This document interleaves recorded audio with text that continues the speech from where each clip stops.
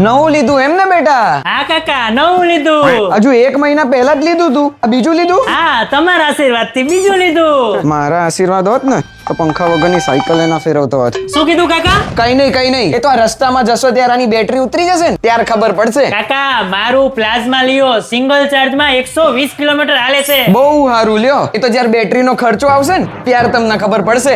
અરે કાકા, મારા પ્લાઝમાના દરેક મોડેલમાં બેટરીની 5 વર્ષની વોરંટી છે. એમ બહુ કહેવાય હો.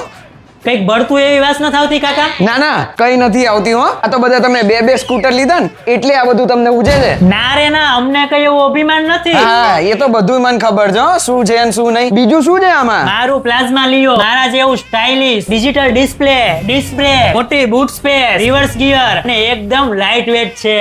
બહુ કહેવાય હો. કાકા, તમારું ભટભટિયું કેવું હાલે? સારું ચાલે ને? હા, બોલો ભાઈ.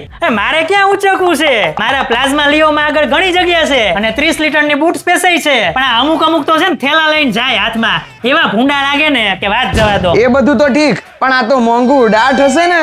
તમારા ભટભટિયા કરતા સસ્તું છે અને ઉપરથી ગવર્નમેન્ટ સબસિડી આપે. કાકા મૂકી જાઓ.